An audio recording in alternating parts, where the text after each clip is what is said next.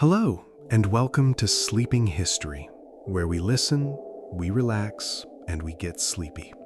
I'm your host, Enceladus, and thank you so much for tuning in tonight, wherever in the world you happen to be listening from. It always means a great deal to me, knowing that this little pocket of calm gets to travel out to so many different homes, so many different pillows on any given night. Tonight, we'll be settling in with a dreamy retelling of a story so many of us grew up with, though tonight's version drifts a little slower, a little softer than you might remember it. It's the story of the Nutcracker, and it's a perfectly frosty, wintry tale to carry you gently into a good night's sleep, full of snow and candlelight, and a courage that comes in a much smaller package than you might expect.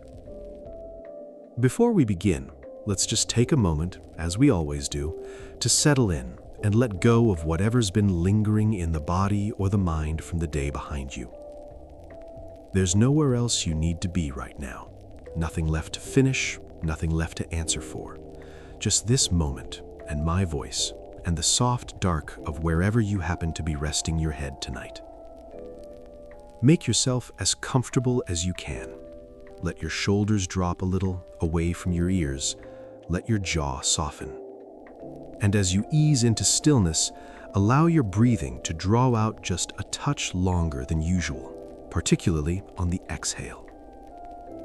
There's no rush to it, just a slow, steady lengthening, the way a held breath finally lets go. Focus your attention, as much as you're able, on the simple rhythm of the breath moving in and moving out. Let it become the quietest, most soothing thing in the room. In through the nose, if that's comfortable for you, and out long and slow, like a candle flame bending gently in a draft, never quite going out. I find that stories like the one tonight work best when we let ourselves become a little bit like children again, just for the length of the telling. Not because the story is simple, but because there's a particular kind of trust that children have when they're told a story at bedtime. A trust that everything is going to be all right, that they can let their eyes close and their mind wander, and the story will carry on without them needing to hold on to every word. I'd invite you to borrow a little of that trust tonight. If your mind drifts, if your eyes grow heavy and the words start to blur together, that's not a failure of the story. That's the story doing exactly what it's meant to do. There's something about winter stories in particular that seems to lend itself so naturally to sleep. Maybe it's the snow itself, the way it settles over everything and quiets it, the way a whole town can seem to hold its breath under a fresh layer of white. Maybe it's the candlelight, the fires kept low and warm against the cold outside, the sense of being tucked safely indoors while something vast and quiet moves through the world beyond the window. Whatever it is, I hope you'll let it work on you a little tonight, this particular hush of a winter's evening, and let it carry you down, gently, into sleep. Let's take a few more slow breaths together before we begin. Breathing in gently through the nose, feeling the air move all the way down into the belly, letting the belly rise and soften as it fills, and then releasing slowly through slightly parted lips, feeling the whole body settle a little further into whatever is supporting it right now, your bed, your pillow, the mattress beneath you. With each exhale, imagine a little more tension leaving the body. The shoulders loosening, the hands unclenching, the small muscles around the eyes softening the way they do in the last moments before sleep finally arrives. If you find your thoughts still turning over the day behind you, that's all right. You don't need to push them away. Just notice them gently, the way you might notice snow falling outside a window,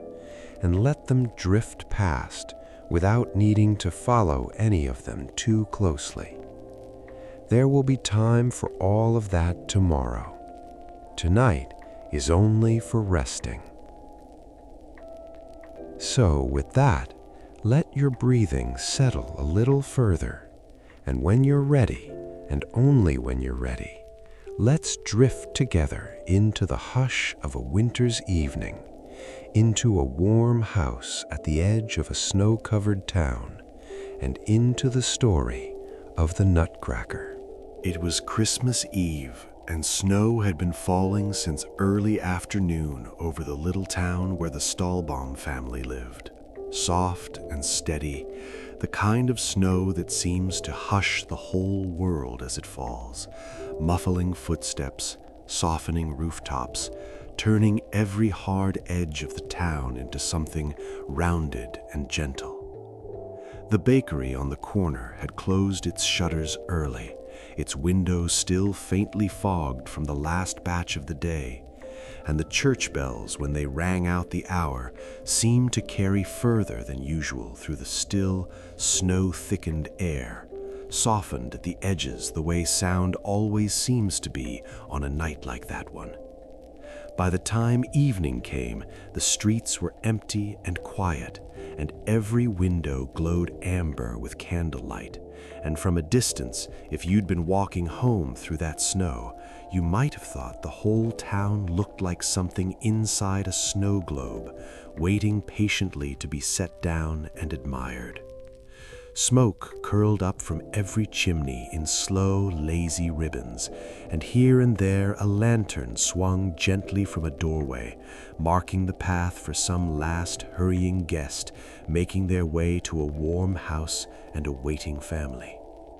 The Stahlbaum house sat near the end of a quiet lane, a tall, comfortable sort of house with green shutters and a wide front step that Clara's father swept clear of snow every single morning without fail. And on this particular evening, it was without question the warmest and brightest house on the whole street, its windows glowing gold, its chimney sending up the thickest curl of smoke of any house in sight. Inside the Stahlbaum house, though, it was anything but quiet. The parlor had been closed off since morning, its doors shut tight, and behind those doors came the occasional thump and rustle and hushed laugh of grown-ups preparing something wonderful. Clara Stahlbaum, 7 years old and full of the particular restlessness that only Christmas Eve can bring, had spent the whole day pressing her ear to the parlor doors, trying to guess at the sounds within. Her younger brother, Fritz, had tried the same, though with considerably less patience, and had twice been caught trying to peek through the keyhole. Through the rest of the house, the day had unfolded slowly, the way days do when you're waiting for something wonderful, and every hour seems determined to stretch itself out just a little longer than the last. In the kitchen, a goose had been roasting since early afternoon, filling the hallways with the rich, warm smell of it, mingled with the sharper scent of cloves and orange peel from a bowl set to simmer on the back of the stove. Clara had wandered in twice to see if she could help, and twice been gently shooed back out by the cook, who had more than enough to manage with small hands underfoot. Outside, the snow had kept falling all afternoon, and Clara had spent a good part of the day at the window in the front hall, watching it settle over the garden hedges and the low stone wall that separated their house from the lane, and watching, too, for the first sign of arriving guests. One by one they came, bundled in heavy coats and scarves, stamping snow from their boots on the front step, their cheeks red from the cold, their arms full of parcels wrapped in brown paper and tied with string. There was Clara's aunt, who always smelled faintly of lavender and always slipped a peppermint into Clara's palm the moment she thought no one else was looking. There were cousins near Clara's own age who tumbled in through the door in a tangle of scarves and mittens, already breathless with the excitement of the evening ahead, their boots leaving small wet prints across the entryway floor that the housemaid would sigh over and mop away twice before the night was through. And there were older relatives, too, who settled themselves into the good chairs by the fire and talked quietly amongst themselves about matters Clara had no interest in whatsoever, not on a night like this one, occasionally glancing over as the younger cousins chased one another between the furniture. Clara's father had disappeared into the parlor a little before the guests began to arrive, and every so often over the course of the afternoon, he would slip back out just long enough to collect some small item, a spool of ribbon, a box of matches, a forgotten parcel from beneath the hall table, before vanishing once more behind the closed doors with an expression of great importance that only made Clara more curious than ever. Once, passing by, she thought she caught the faintest whiff of melted candle wax drifting out from beneath the door and pressed her ear so close against the wood that her mother had to gently pull her away, laughing, and remind her that patience was, after all, part of the magic too. At last, as the candles in the hallway had burned low and the smell of pine and cinnamon had drifted through the whole house, the parlor doors were finally thrown open, and Clara and Fritz stepped through into a room transformed. A great fir tree stood in the corner, reaching almost to the ceiling, strung with candles that flickered gently, their small flames catching on strands of tinsel and clusters of gilded nuts and little painted ornaments shaped like stars and birds and tiny golden trumpets. Beneath the tree, wrapped presents were arranged in careful rows, and along the walls the family's guests had gathered, aunts and uncles and cousins, all smiling in the candlelight, all waiting to watch the children's faces as they took in the sight. Clara stood very still for a long moment, the way you do when something is so lovely you're almost afraid that moving will break the spell of it. The candlelight caught in her eyes,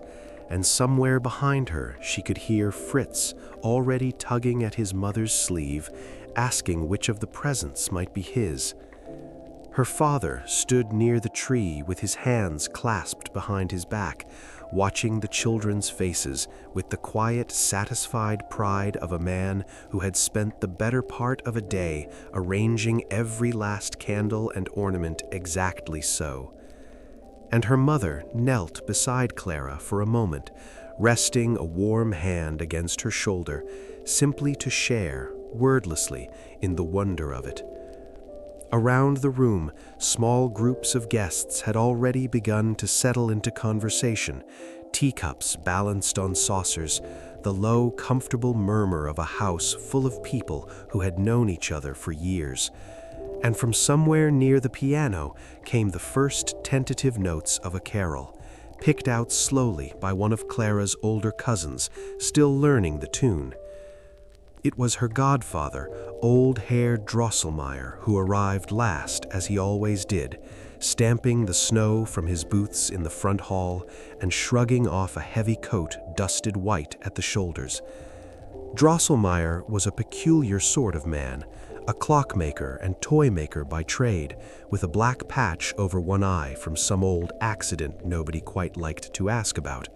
and a way of moving through a room that always seemed to carry a hint of mischief with it, as though he knew something delightful he wasn't quite ready to share yet.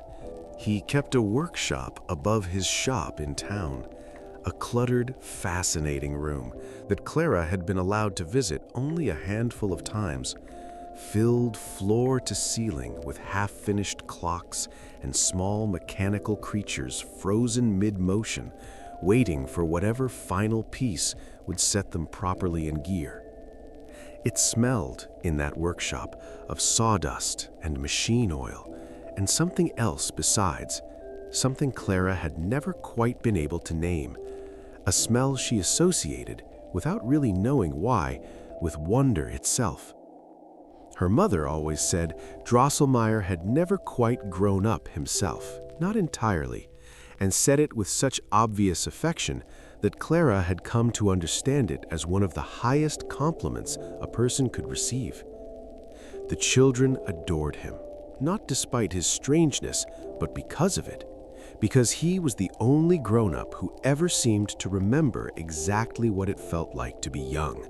the only one who never once told them to settle down or mind their manners,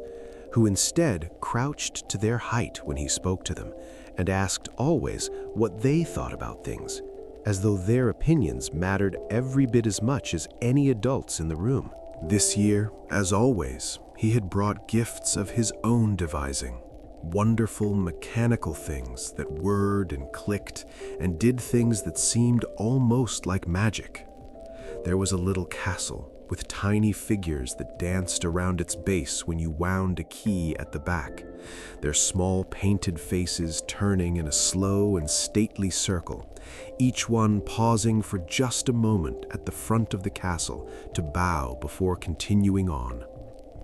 There was a music box shaped like a sleeping fox, its tail curled around itself, that played the softest, most drowsy little melody when you lifted its lid, a melody that seemed, Clara thought, almost like a lullaby meant for the fox itself, as though the toy had been built not to entertain a child, but to soothe some small sleeping creature inside it. There was also, tucked among the other gifts, a delicate glass ornament shaped like a swan, so finely made that everyone was too nervous to actually hold it,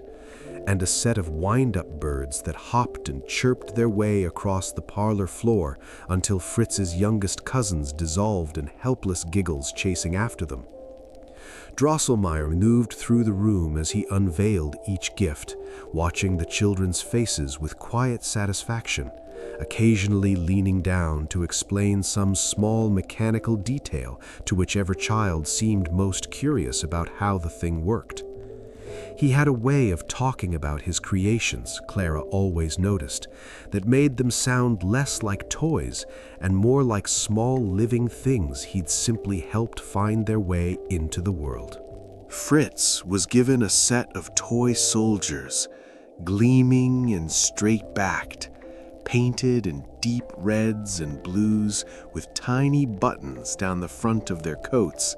that he immediately began arranging into ranks along the windowsill, muttering commands under his breath as though he were a general reviewing his troops before battle. He spent the better part of an hour absorbed entirely in his soldiers, lining and relining them until every rank met some private standard of his own, occasionally calling Clara over to admire a particularly sharp formation, though Clara, cradling her own new gift, could spare only half her attention for his small wooden army. And for Clara, tucked behind the other gifts as if it had been saved for last on purpose, there was a wooden nutcracker carved in the shape of a small soldier with a bright red coat and a tall black hat and a wide painted grin beneath a great sweep of a mustache. His jaw was hinged so that when you placed a nut between his teeth and pressed down on the lever at the back of his coat, he would crack it open with a satisfying little snap. He was not especially handsome, not in the polished, delicate way of some of the other toys under the tree, but there was something about his face, something kind and steady behind the painted grin, that Clara found herself drawn to immediately. His coat, she noticed, was painted with tiny, careful gold buttons, each one no bigger than a pinhead, and his boots were a deep, glossy black that caught the candlelight whenever she turned him in her hands. There was a small chip near one shoulder, the sort of imperfection that comes from being carved by hand rather than stamped out identical to 1,000 others,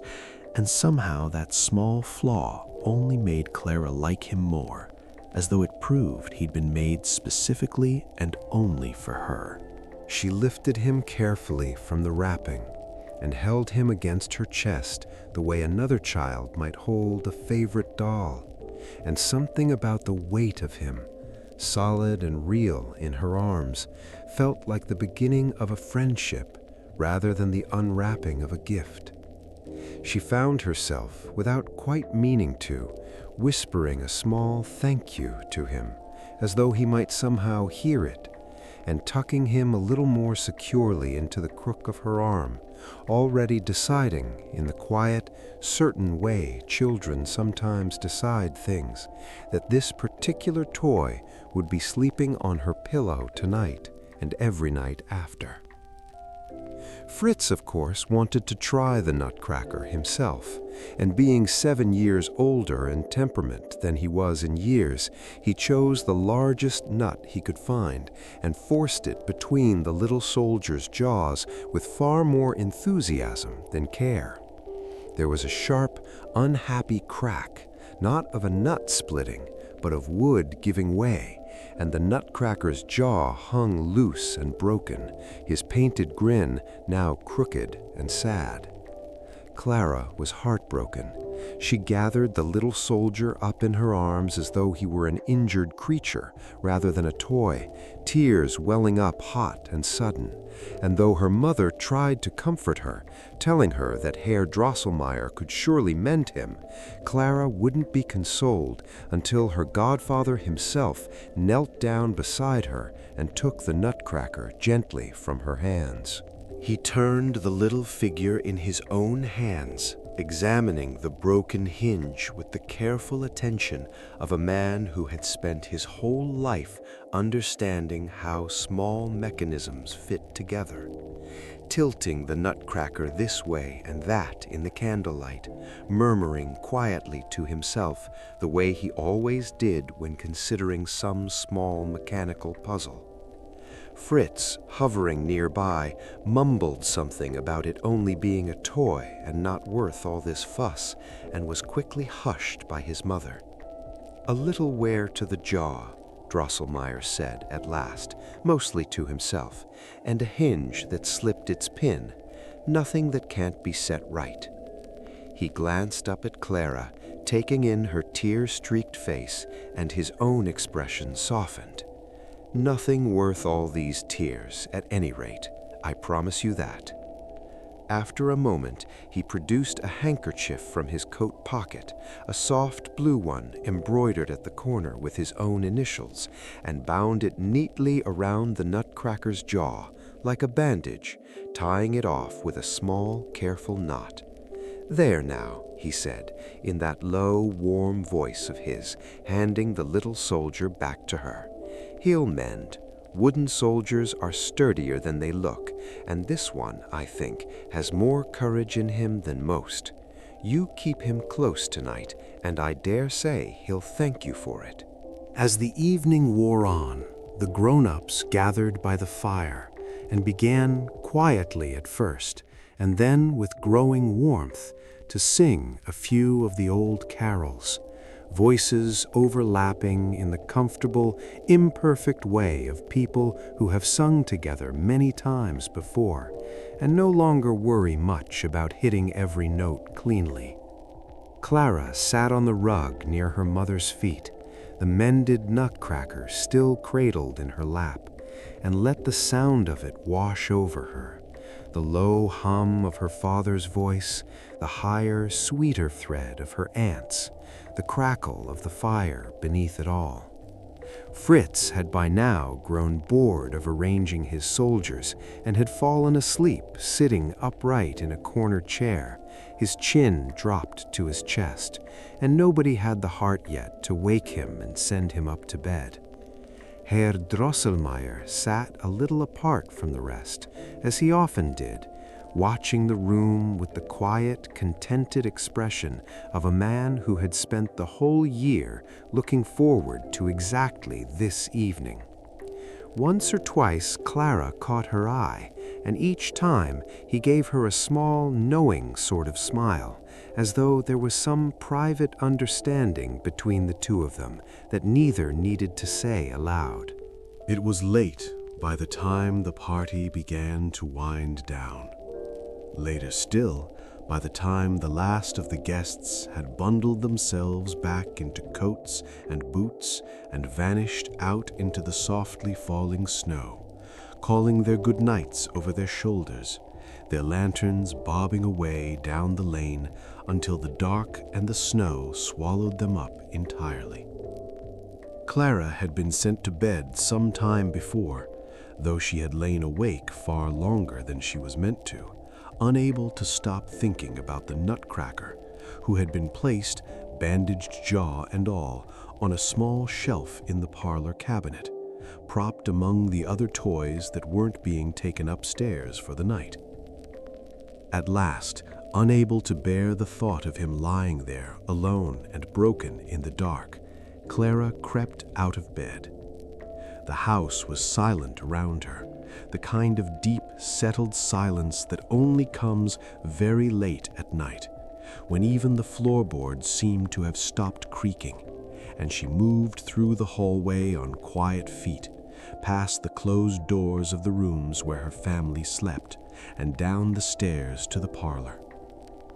The great fir tree stood dark now, its candles long since snuffed, only the faintest edge of moonlight slipping in through the tall windows to silver the room, catching here and there on a strand of tinsel or the curve of a glass ornament, turning the whole tree into something quiet and silver and strange, so different from the bright, bustling thing it had been only hours before. Clara crossed to the cabinet and lifted the little Nutcracker down,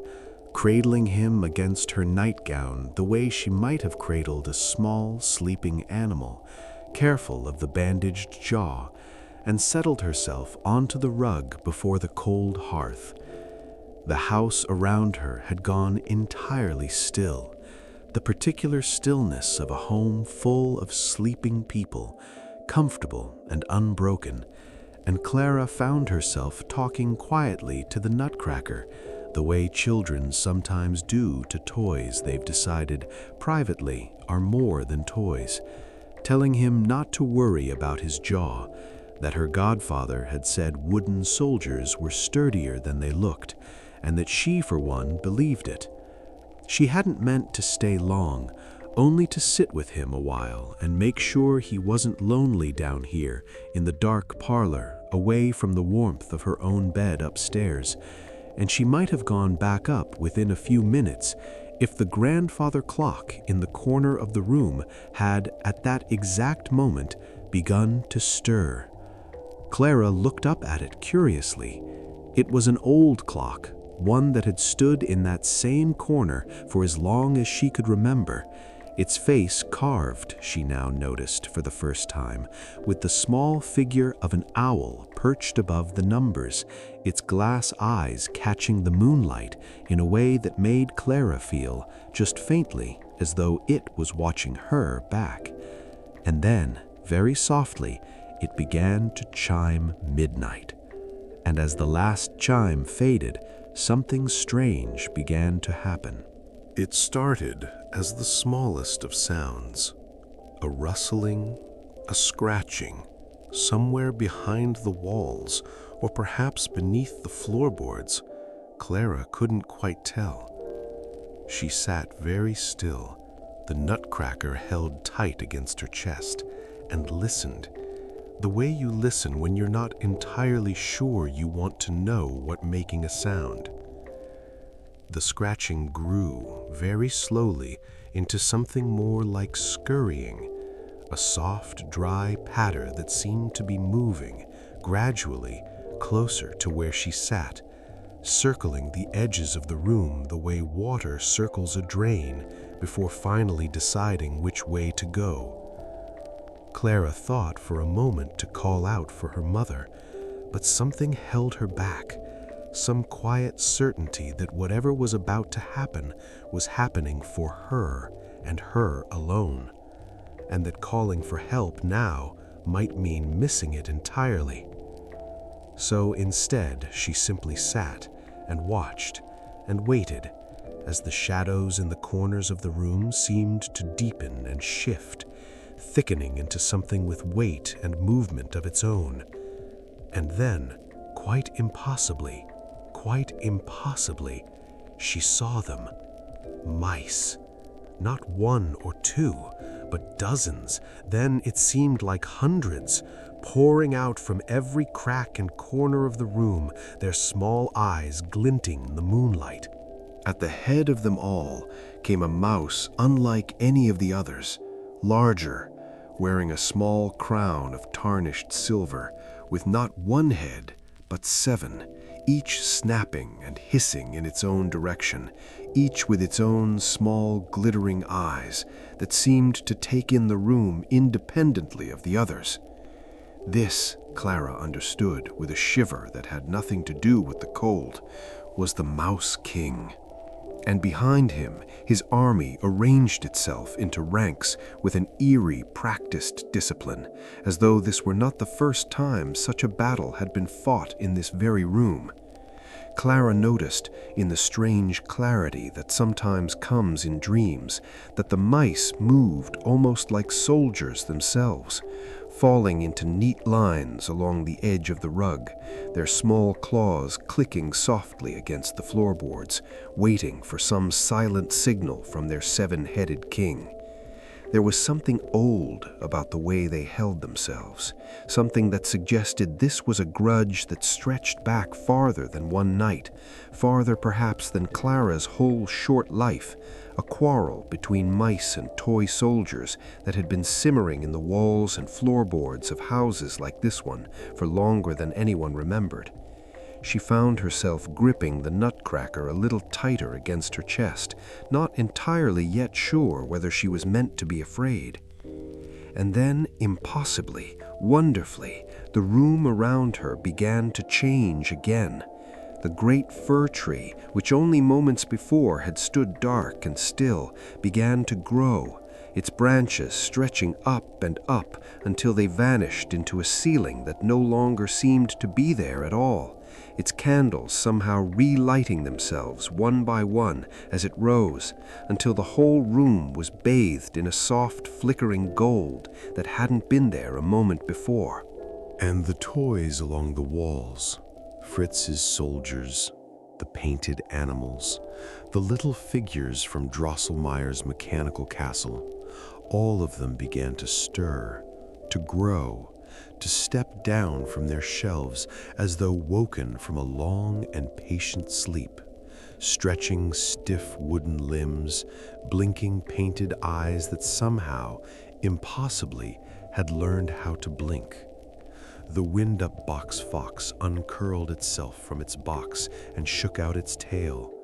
The wind-up birds took to the air on wings that had never before needed to fly. Even the little castle Drosselmeyer had given the children grew, tower by tower, until it stood as tall as the real furniture around it, its miniature figures stepping down to take up their own positions along its walls. And the Nutcracker in Clara's arms, her broken, bandaged little soldier, grew with them, growing warmer and heavier in her arms with every passing second, until he was no longer a toy at all, but a young man in a soldier's coat, drawing a small sword from his side and turning to face the advancing tide of mice with a calm, steady courage that made Clara's breath catch. He looked back at her just once, just for a moment, before the fighting began, and something in that brief look told her more clearly than any words could have that he intended to keep her safe, whatever it cost him. The battle that followed was chaos. Sound and shadow and the clash of tin swords against small, sharp teeth. And Clara watched from where she'd been gently set down among the cushions of a great armchair that now towered above her like a fortress wall. She saw the Nutcracker prince, for that was surely what he was now, rallying the ranks of toy soldiers,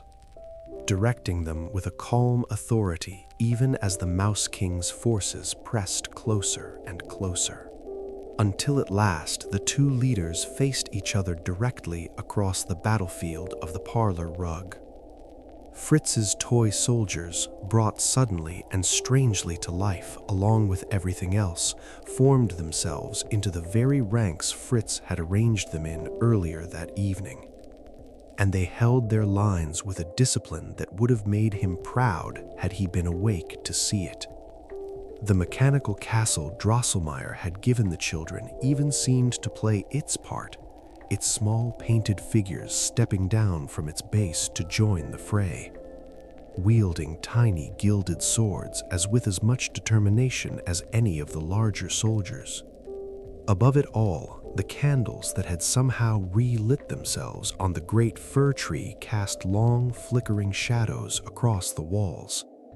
so that the whole battle seemed to be fought twice over, once in the room itself, and once again, larger and stranger, in shadow. The soldiers fought bravely, but the mice were many, seeming to pour endlessly from the cracks in the walls, no matter how many were driven back. And slowly, steadily, the tide of the battle began to turn against the Nutcracker's small army. Clara watched a whole rank of soldiers overrun near the base of the tree, watched others retreat in some disarray toward the shelter of an overturned footstool, and felt her heart climbing higher and higher into her throat with every passing moment. She watched the Nutcracker Prince himself fight on with a steady, unyielding courage, even as the ground around him grew more crowded with advancing mice, parrying blow after blow, calling out steady commands to the soldiers still standing near him, never once breaking from the calm, determined bearing he'd carried since the moment he first drew his sword. But courage alone, Clara could see, was not going to be enough. The Mouse King pressed closer, his 7 heads darting and snapping from every angle, and twice the prince was forced backward, stumbling slightly over the uneven terrain of the rug, until his shoulders came to rest very base of the armchair where Clara sat watching, her small hands gripping the cushion beneath her so tightly her knuckles had gone pale. It was not going well for the Nutcracker. The Mouse King was fast and vicious, and his 7 heads meant he could strike from every direction at once. And Clara watched in growing horror as her small soldier was driven back, step by step, towards the very armchair where she sat. She could see, even from where she sat, the effort it was costing him to keep his sword raised, the way his steps had begun to falter,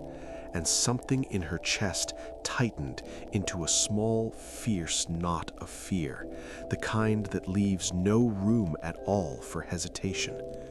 And in that moment, without stopping to think, without any plan at all beyond the simple, fierce wish to help him, Clara pulled the slipper from her foot, a soft, worn thing with a small satin bow at the front that her aunt had given her only that Christmas, and threw it with all the strength her small arm could manage directly at the Mouse King's central head. It struck true.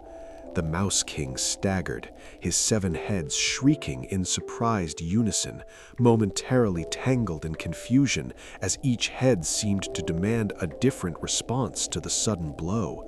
And in that single moment of confusion, the Nutcracker seized his chance and drove forward with his sword.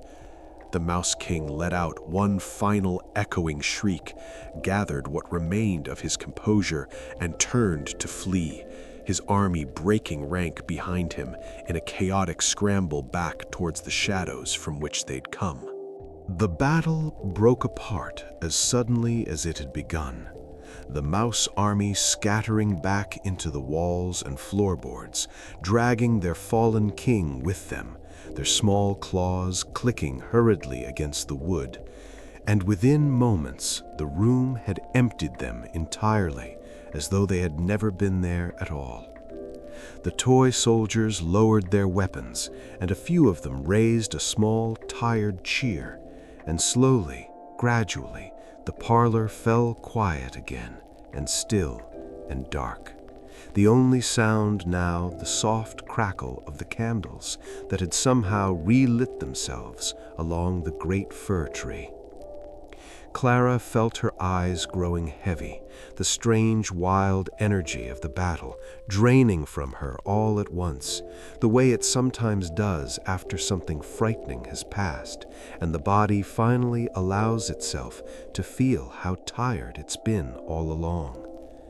Around her, the toy soldiers were quietly regrouping, tending to their own small victories, and the parlor, which only minutes before had rung with the clash and scurry of battle, began to settle back into a hush every bit as deep as the one before the clock had struck midnight. The last thing she remembered before sleep finally claimed her there among the cushions was the Nutcracker prince kneeling beside her, no longer a toy soldier, but something else now, something warmer, taking her hand in his and thanking her in a voice as gentle as her godfather's for her courage. He asked if she trusted him, and when she nodded, still too drowsy and too full of wonder to do anything else, he smiled and told her that there was somewhere he'd very much like to show her if she felt she had the energy for one more small adventure before the night was through. Clara didn't remember answering him, not in words at least, though she must have agreed somehow, because the next thing she knew, the parlor around her had begun to soften and blur at the edges, the way a room does just before sleep finally takes hold. Colors bleeding gently into one another, sounds growing distant and muffled, until the whole familiar space dissolved away entirely into something new. When Clara opened her eyes again, she was no longer in the parlor at all. She was standing, or perhaps floating, it was hard to say which, at the edge of a forest unlike any she had ever seen, where every branch of every tree was heavy with soft, feathery snow that seemed to glow faintly from within, catching the moonlight and scattering it back in gentle blues and silvers. The air was cold, but not unkind, more like the cold of a held breath than the cold of a winter's wind, and beside her stood the Nutcracker prince, no longer bandaged, no longer broken, dressed now in a coat of deep blue trimmed with silver thread, offering her his arm with the easy grace of someone who had done this 1,000 times in 1,000 other dreams. "This," he said, "is the beginning of the land of snow. Beyond it lies the land of sweets, where my people are waiting to thank you properly for what you did tonight. Will you walk with me?" Before we continue on with Clara and the prince, let's just pause for a moment, the way we sometimes do partway through these stories, and check back in with the breath. There's no need to open your eyes if they've already closed. Just notice, wherever you are right now, whether the breath has settled into something slow and easy, or whether it could still soften a little further. If you're still with me, still listening, Let your next few breaths be a little longer than the ones before them. In gently through the nose, and out, slow and unhurried through the mouth, like fog gently clearing from a window. Let each exhale carry just a little more of the day's tension out with it, down through the shoulders, down through the arms, down through the legs, and out through the very tips of the fingers and toes, until there's nothing left in the body but a soft, heavy stillness. And with that, let's step back into the snow, back onto the path beside the prince, and continue on toward the land of sweets. Clara took his arm, and together they moved into the forest. And as they walked, the snow around them began, very slowly, to dance. It rose from the branches in soft flurries and spun itself into shapes, into small, glittering figures that twirled and dipped around the path ahead of them, keeping perfect, unhurried time to a music that seemed to come from everywhere and nowhere at once. A soft chorus of voices humming somewhere just beyond the trees. Clara had never seen anything so beautiful, and she found herself slowing her steps, not because she was tired, but because she didn't want the walking to end, didn't want to arrive anywhere else and leave this hushed, glowing forest behind. The path wound gently downward through the trees, and every so often it would open into a small clearing where the snow lay especially deep and especially bright,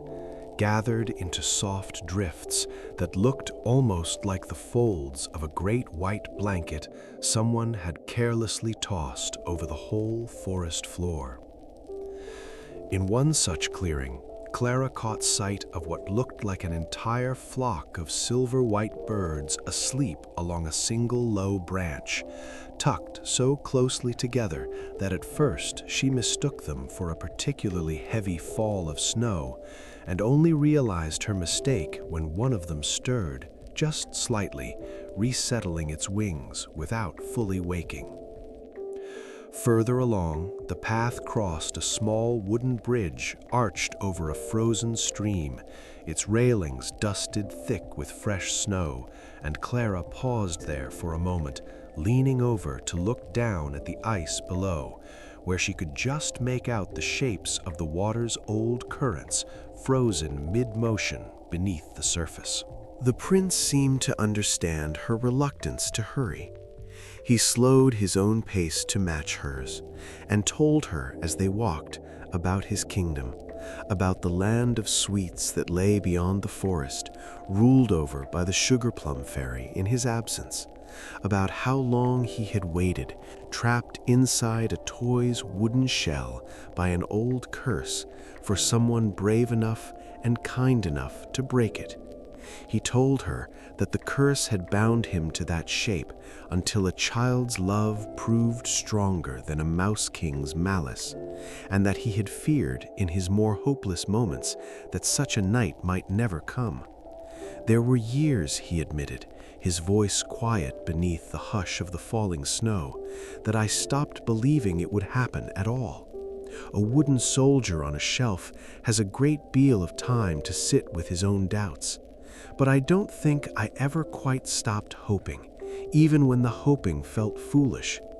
He told her, too, a little of how the curse had first come to be, of an old sorceress who had once been slighted in some small forgotten way by his family, and who had woven the curse into a single wooden toy and set it loose into the world to find its way eventually into the hands of whichever child might one day be brave enough and kind enough to break it.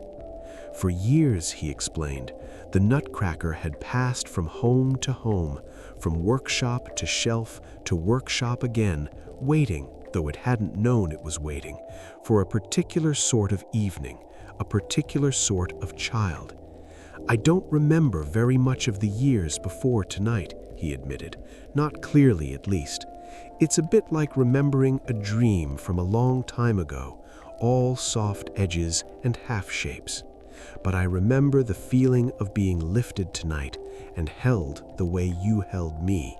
I think that's the part that mattered." Clara found she didn't know quite what to say to that, so she simply held his arm a little more firmly,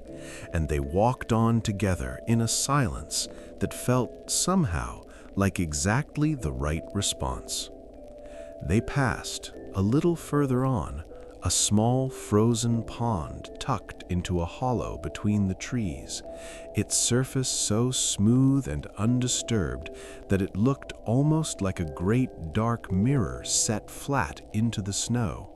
And for a moment, gazing down into it, Clara thought she could see not her own reflection, but something else entirely, a fleeting glimpse of the land of sweets waiting for them somewhere beyond the trees, the warm glow of it shimmering faintly on the ice before fading away again as the wind, or something like wind, stirred the surface of the pond. "Almost there," the prince said gently, noticing her pause, "just a little further now." The dancing snow around them grew thicker as they went, until it seemed the whole forest had joined in some slow, glittering waltz, flakes catching in Clara's hair and along the prince's shoulders, and yet neither of them felt cold at all,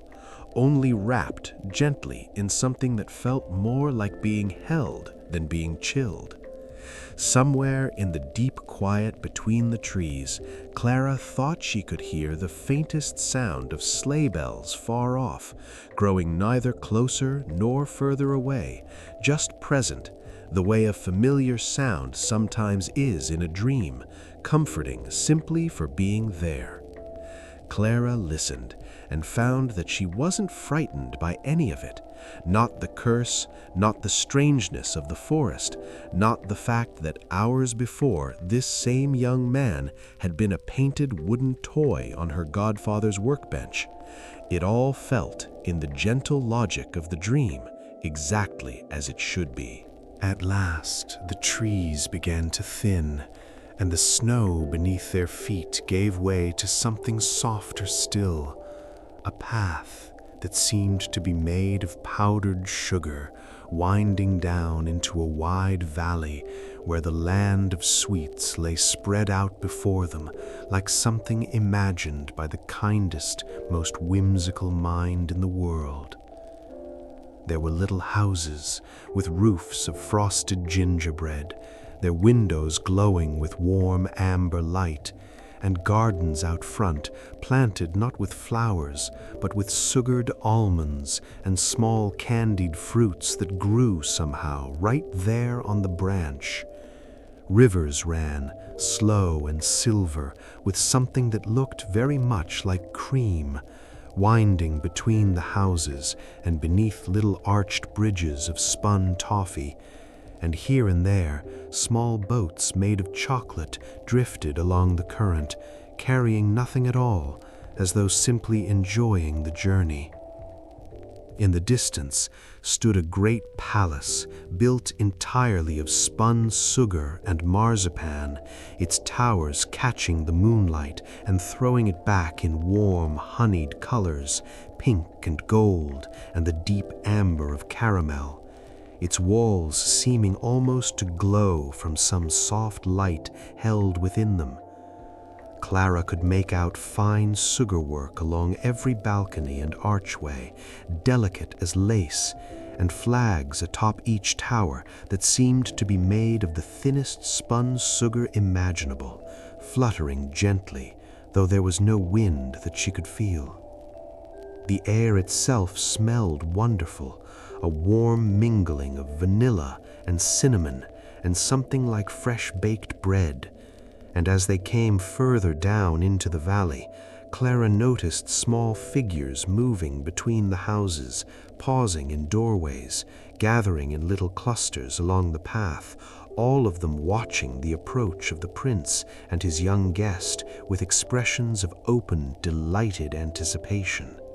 Before they reached the palace itself, the prince led Clara on a slow, unhurried walk through the streets of the little sugar-spun town,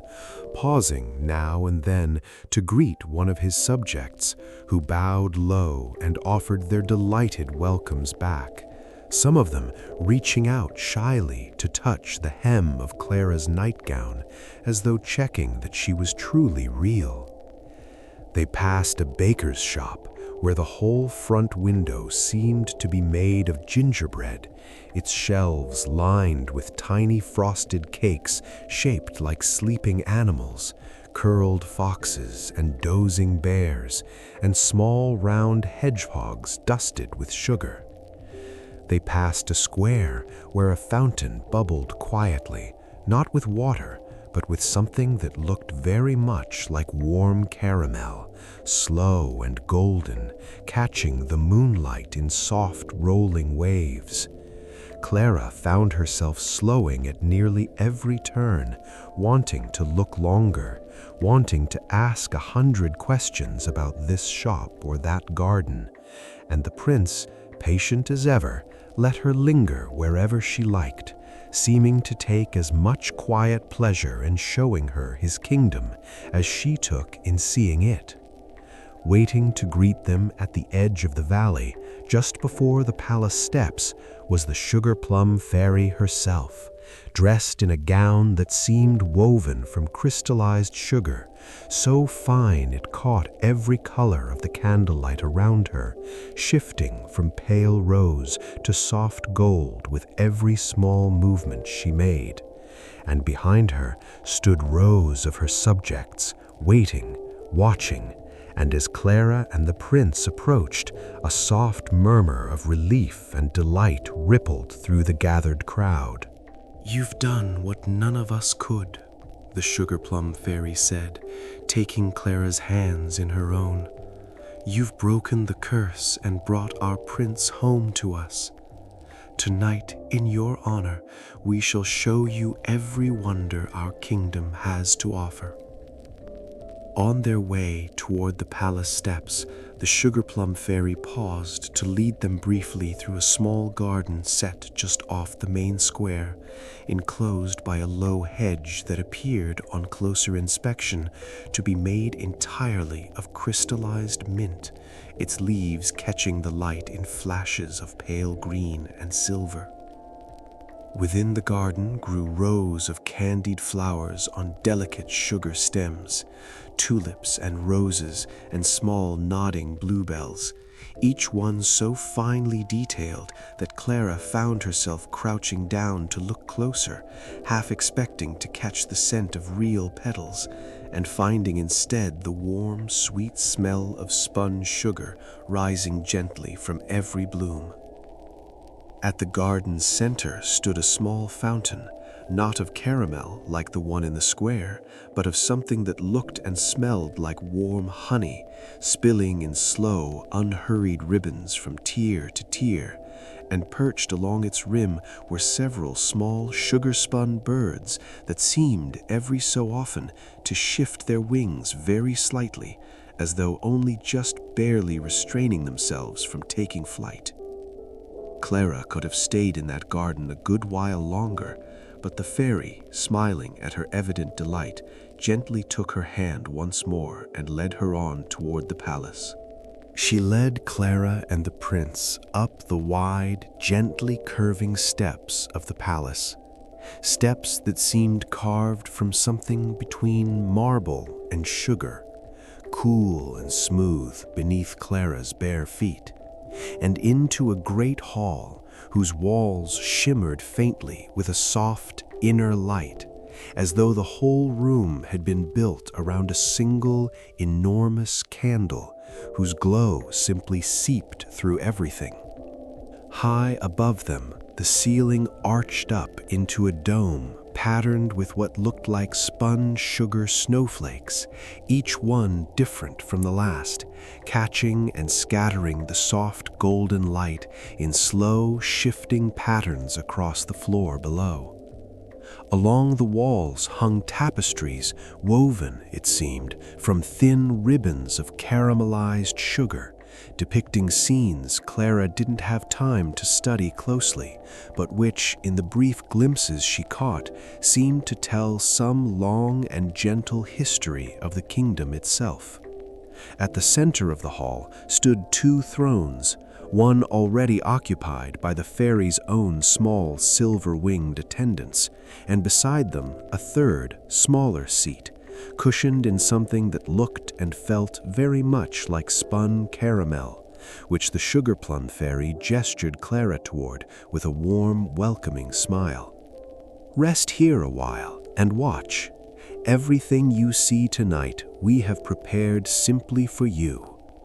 Clara settled into the seat and found it every bit as comfortable as it looked, soft and warm and shaped somehow exactly to fit her, and the prince took the seat beside her, close enough that their shoulders nearly touched, and for a moment before the music began, the 2 of them simply sat together in a companionable quiet, looking out over the great hall as it slowly filled with dancers taking their places.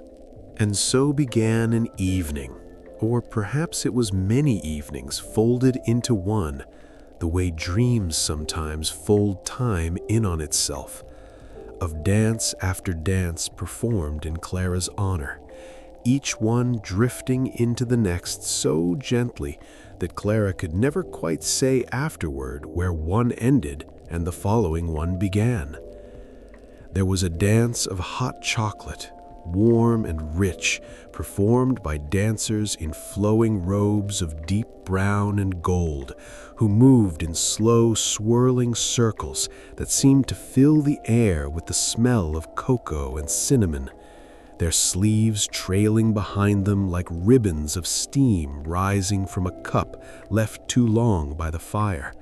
their bare feet tracing wide, unhurried loops across the palace floor, as though they had all the time in the world and intended to use it every last moment of it.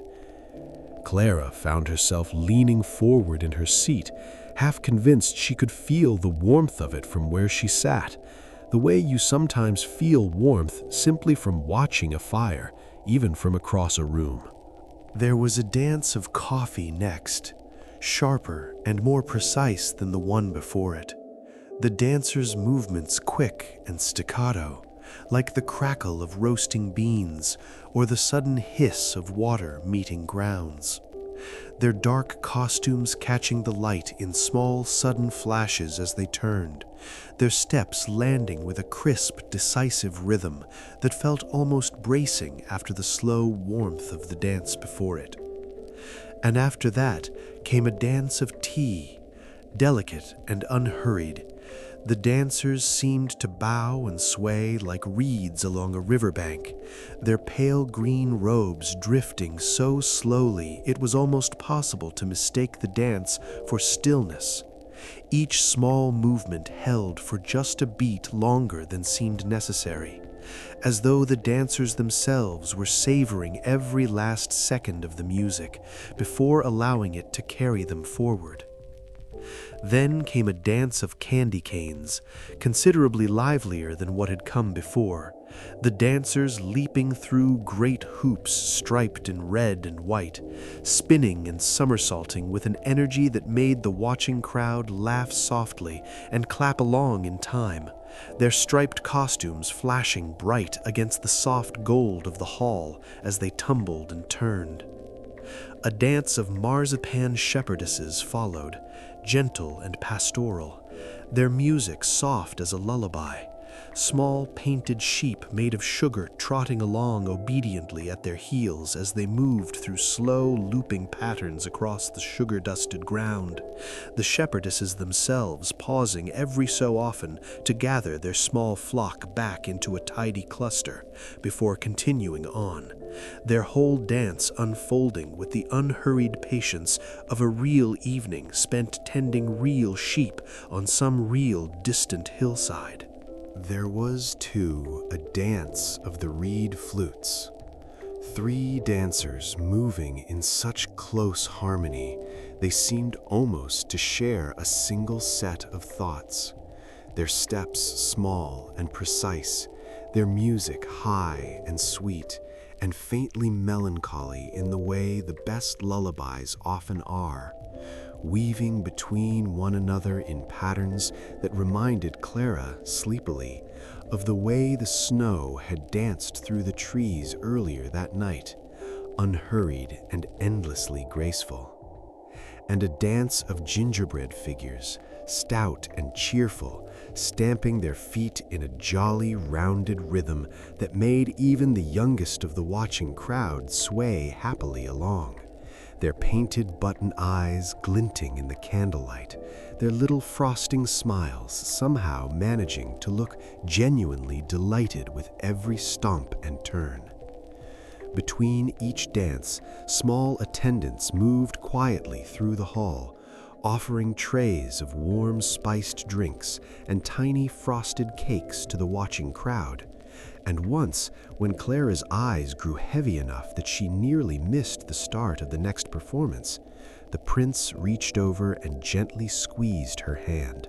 a small, silent reminder that she was still here, still safe, still exactly where she was meant to be. Clara found herself somewhere in the midst of it all, no longer just watching, but swaying gently in time with the music herself, her eyes growing heavier with every passing dance, though she fought against the tiredness, not wanting to miss a single moment of the wonder unfolding around her. The prince sat beside her through it all, occasionally leaning close to murmur some small detail about a dance or a dancer, his voice a low, comfortable presence beneath the music, and Clara thought drowsily that she couldn't remember ever feeling quite so safe or quite so happy anywhere before. Before the grandest dance of the evening, the Sugar Plum Fairy herself rose from her seat to perform a dance of her own, a slow, delicate one accompanied by a strange and lovely instrument Clara had never heard before. Its notes high and crystalline and faintly metallic, like the sound of tiny bells being struck underwater. The fairy moved with a lightness that seemed to defy the very idea of weight, each step landing so softly it barely seemed to touch the ground at all, her arms tracing slow, careful arcs through the air as though she were gathering something invisible and precious and gently setting it back down again. Clara watched, transfixed, forgetting for a moment even to feel sleepy, caught entirely in the quiet, glittering precision of it. When the dance finally ended, the Sugar Plum Fairy sank into a graceful bow, and the whole hall around her seemed to exhale, a soft murmur of appreciation rippling through the gathered crowd, before the music shifted gently into something warmer and fuller, gathering the whole company up into the final dance of the evening. The final dance was the grandest of them all, a waltz of flowers, dozens of dancers dressed in soft petals of pink and white and gold, moving together in patterns that bloomed and folded like something growing in fast, gentle motion, opening and closing like the slow bloom of a rose, captured somehow in a single unbroken movement. They circled first in pairs, then in wider rings that overlapped and interlaced, weaving between one another with such practiced grace that Clara, watching, found it almost impossible to follow any single dancer for long before her eye was drawn gently to another. At its center danced the Sugar Plum Fairy herself, weightless, luminous, turning slowly within the widening petals around her. the whole scene lit by a soft golden glow that seemed to rise up from the ground itself, as though the valley had been holding its breath all evening, saving its warmest light for this final, unhurried dance. The music swelled, slow and full, strings and something like the soft ring of small bells woven together, and Clara felt the last of her resistance to sleep loosening within her,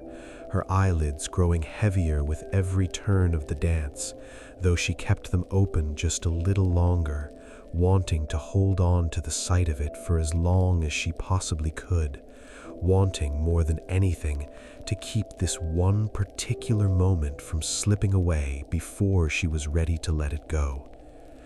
When the last dance finally ended, the whole gathered kingdom, dancers and subjects and the prince himself, turned to Clara and bowed,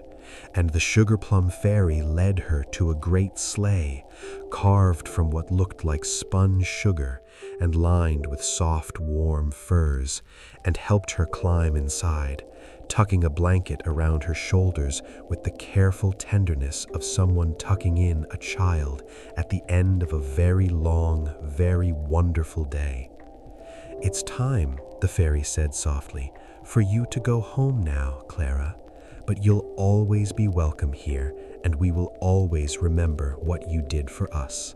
The Nutcracker prince, who had been quiet through this last exchange, stepped forward and took Clara's hand one final time. He didn't say very much, only that he was grateful, and that he hoped, somewhere in the deep quiet part of her that remembered dreams even after waking, she would carry a little of tonight with her. He pressed something small and cool into her palm as he spoke, and when Clara looked down, she found a tiny sugared almond, no bigger than a button, wrapped in a twist of gold paper. "So you'll know it was real," he said softly, closing her fingers gently around it. And all around them, the gathered subjects of the land of sweets had begun to sing, a soft, wordless melody that seemed to rise up from everywhere at once, the bakers and the dancers and the small painted figures from the fountain square, all of them joining their voices together in a hush that felt less like a song and more like a held breath, warm and steady, wrapping around Clara like one more blanket added to the pile already tucked around her shoulders.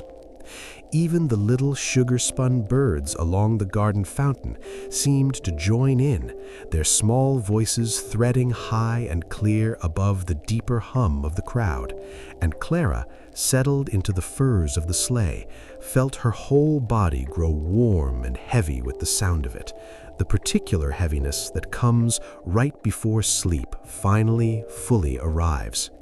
The sugar-plum fairy stepped back to stand beside the prince as the sleigh began to lift, and the two of them raised their hands together in a slow, matching farewell, the crowd behind them doing the same, dozens of small hands rising in unison, a whole valley of warm, glowing well-wishes sent up after her into the dark.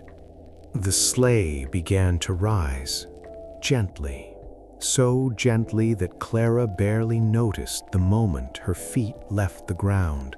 and the land of sweets began to fall away below her, the sugar-spun towers and the gingerbread rooftops and the slow silver rivers all shrinking into something small and precious and impossibly far away. She kept her eyes on the prince for as long as she could, watching him grow smaller and smaller against the glowing valley behind him, his hand raised in a slow, steady wave until the falling snow between them thickened into a soft white curtain and she couldn't make him out at all anymore.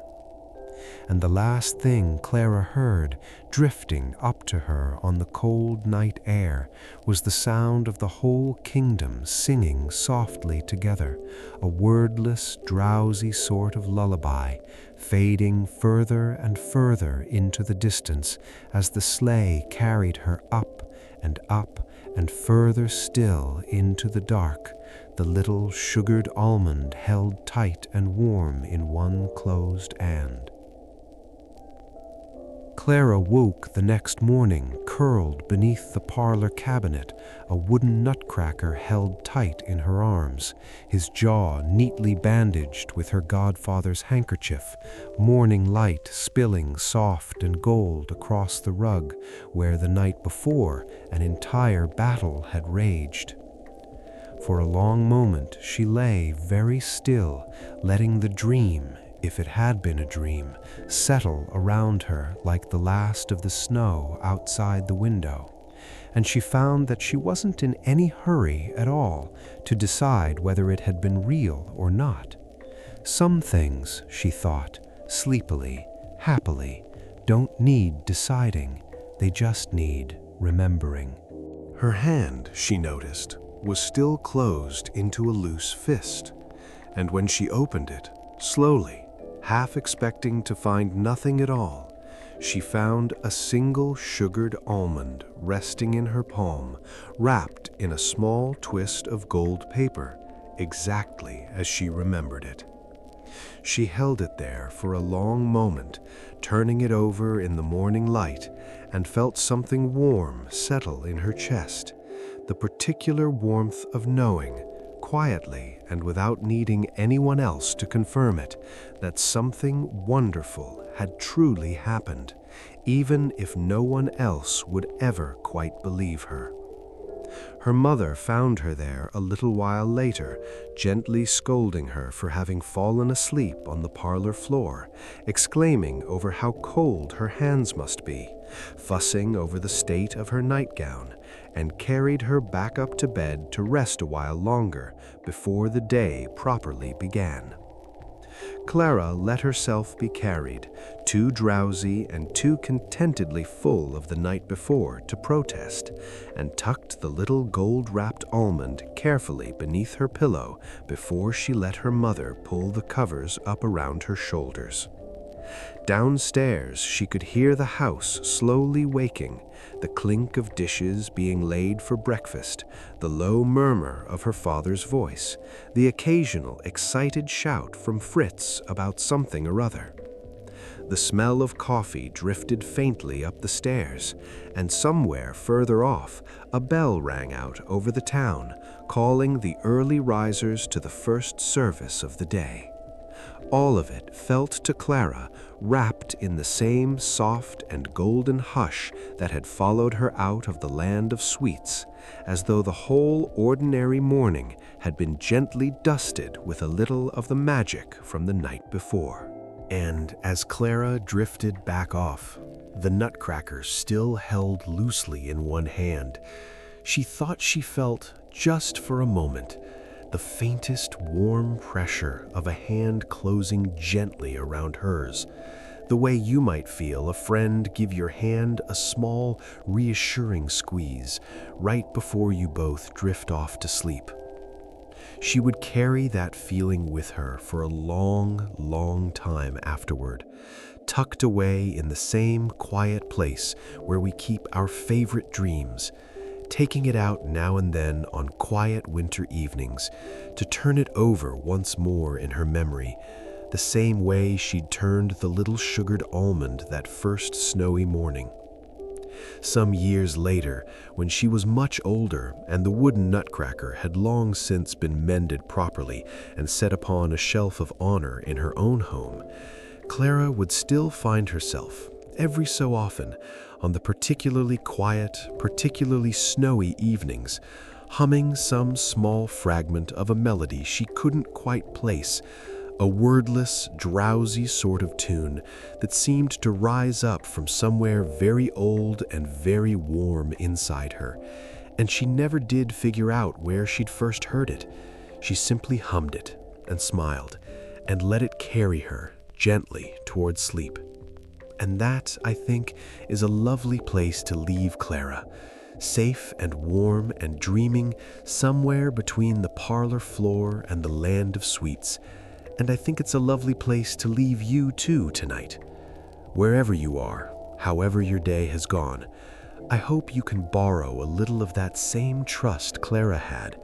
the trust that lets you close your eyes and let the story carry on without you, the trust that everything tonight is exactly as it should be. There's a particular kind of comfort, I think, in stories where courage looks small and quiet rather than loud. Clara never raised a sword herself. She never shouted or fought, or did anything especially dramatic at all. She simply loved a small broken toy enough to sit with him in the dark, and when the moment came, she acted without hesitation on that love. I think that's worth carrying with you tonight, whatever your own version of a Mouse King happens to be, whatever quiet, ordinary courage you might need tomorrow. It so rarely needs to be loud to be enough. If your mind is still holding on to anything from today, let it go now, gently, the way Clara let go of the parlor floor and drifted up into her mother's arms. There's nothing left to do tonight but rest. Let your breathing stay slow and easy. Let your body stay heavy and warm. And let the last of this story settle over you like the first snow of winter, soft and quiet and complete. Sleep well. I'll see you again soon.